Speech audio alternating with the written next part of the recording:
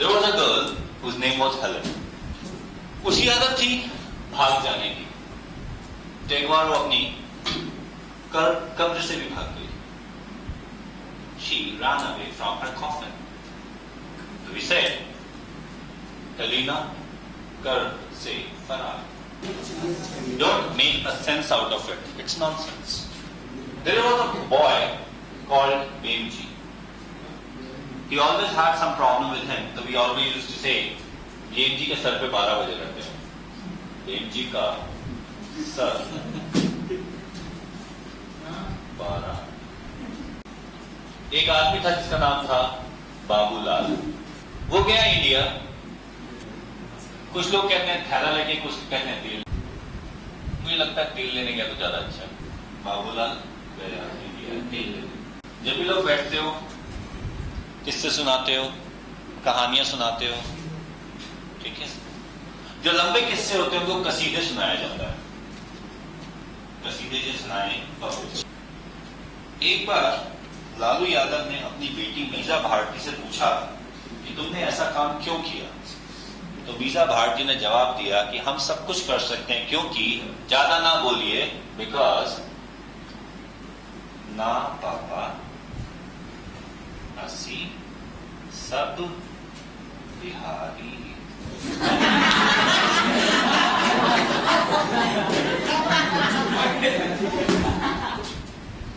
In exams, whenever you have to do some question, what do you do?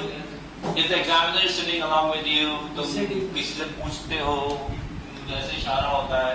अच्छा, पता है गुस्सा कब आता है? When the person looks at you and says, मन करता है खड़े हो, बस चमाट मार के उससे बोलेगा तेरे को नहीं आता तो उससे एको. ध्यान रखना, चीटिंग करना पर पकड़े मत जाना, क्योंकि पकड़े जाओगे तो फिर इंक्वायरी होगी. And you will have to face CBI at home. Face CBI at home. खाली है. एक बार मैं अपनी क्लास में पढ़ा रहा था. मैंने कहा इसको तो ऐसी याद करो. कहता नहीं, इसका भी पता. मैंने क्या? कहते सर उस समय पुरानी बात है. कहते एक हीरोइन है, उसका नाम है हिना, और दूसरी हीरोइन है करीना. हिना और करीना का एक्सरे रंगीन है.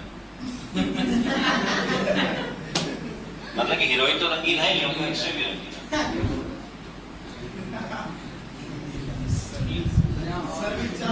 हिना और करीना का एक्सरे रंगीन है. एक संस्कृत का श्लोक है, थोड़ा सा मुश्किल है. संस्कृत का श्लोक है,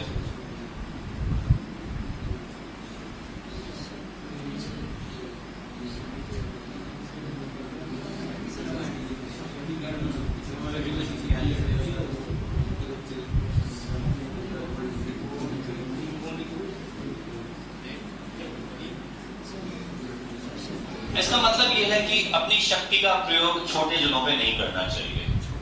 छोटे लोगों पर. निकू का मतलब छोटा होता है, निक्का छोटा, जन का मतलब लोग. ठीक है, मतलब समझ में आ गया. मत याद करना है गलत मतलब, ऐसा कोई श्लोक ही नहीं है. ये है शक्ति Karman फीको Niku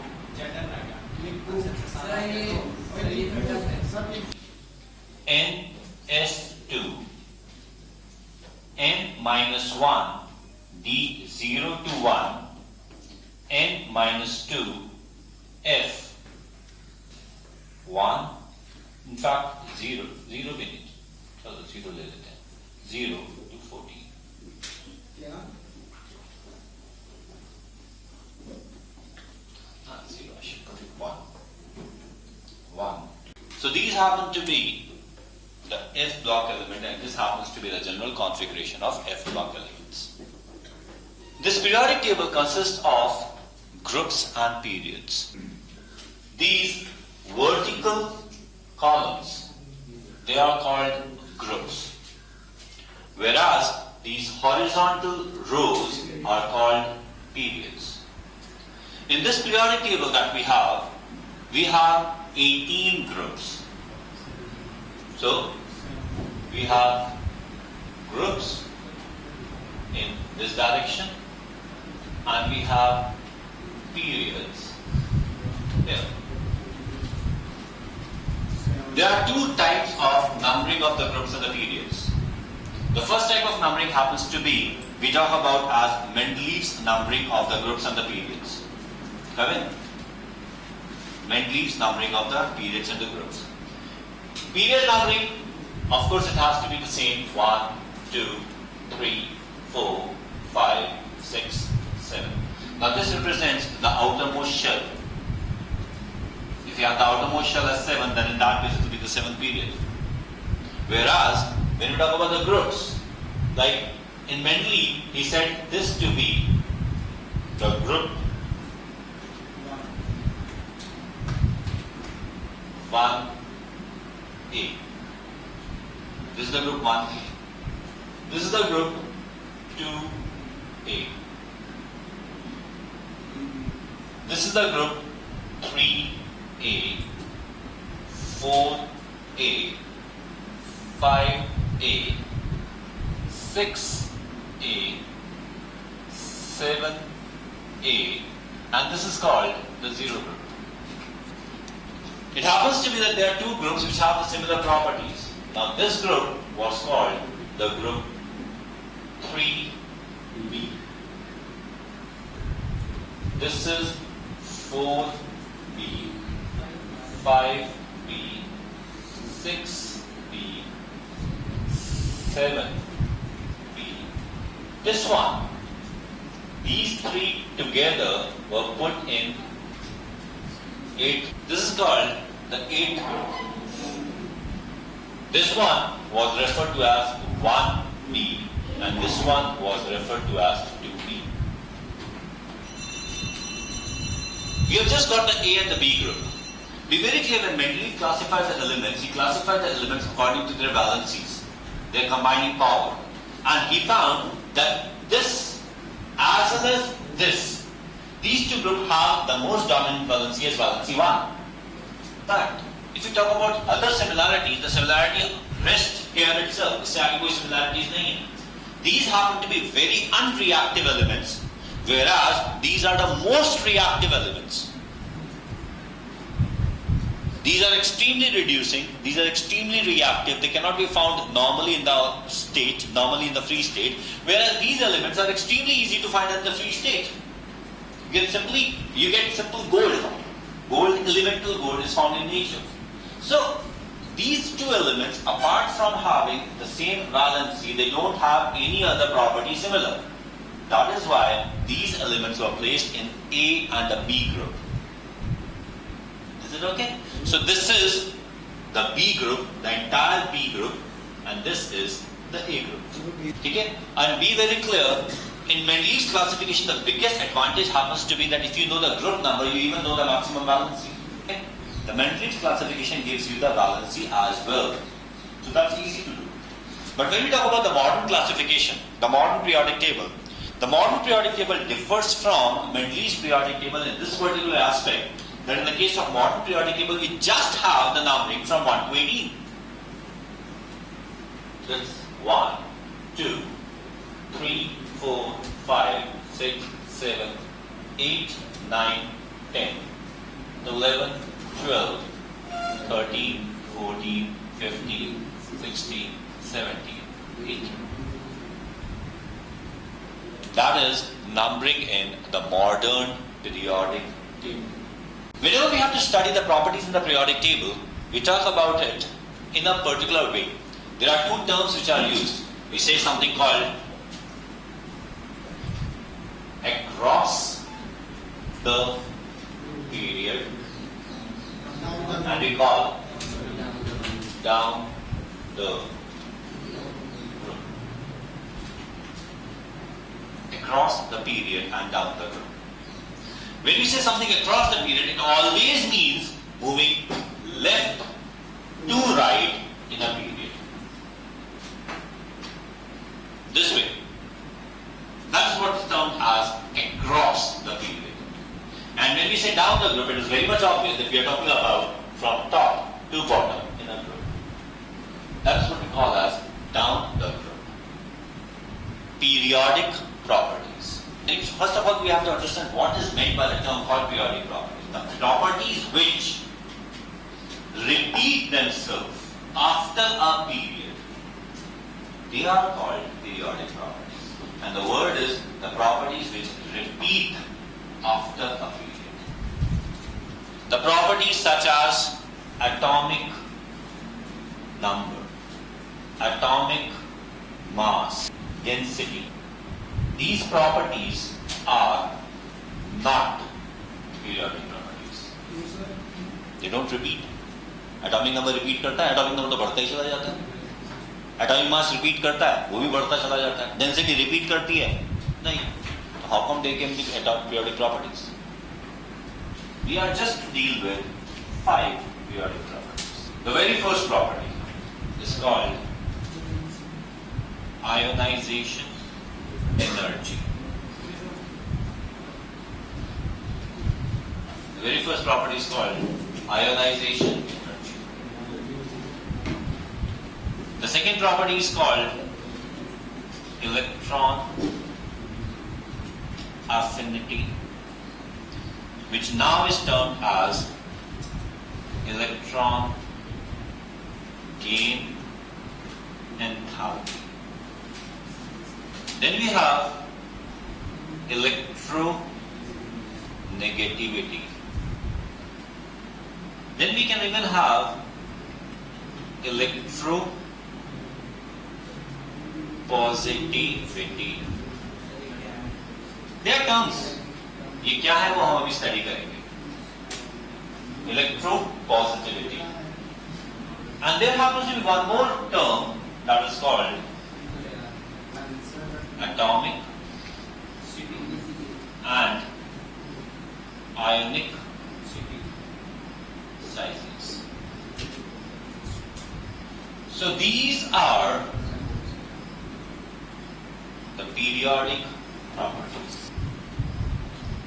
We are now going to talk about a factor called effective nuclear charge. The charge felt by an electron due to the nucleus after taking into account first the charge of the nucleus, second the distance of the electron from the nucleus, third the reduction of the nuclear charge or blocking of the nuclear charge by the electrons present between the nucleus and the given electron. इसका मतलब एक example से समझा देता हूं, ठीक है? Let us say in your family your father is the earning person. This example. Okay? Now your father has a salary, maybe some X amount is your father's salary. Now this X amount is what I call the nuclear charge. And you happen to be the person. And you have some pocket money. Be very clear, the pocket money is something which is given to you only for spending. And nobody's going to ask you the question what you did with it. That is what is called the pocket money. Okay? If somebody asks you the question, it is not the pocket money. So let us say you get the pocket money as... One thing is absolutely clear, that your pocket money has to be dependent on your father's salary or income. It has to be dependent, but not directly proportional. It all depends. Yes. Okay? It will depend on many factors. Now the very first factor happens to be that your father has to put aside some money for the essential things for life. And essential things could be the food, the lodging, the clothing, your fee, examination fee and your school fee. Okay? The transport, they have to travel for some time. Okay? And certain emergencies. So that has to be directly subtracted from your father's income. Okay? Once it has been subtracted, then there are certain other priorities. Now, there might be a priority. There might be that, okay, your elder brother or sister wants to go to America for studying. There has to be an expenditure for that. And you won't have to come to a particular school for studying. There has to be a fee for that. And then, this also has to be given. Clear?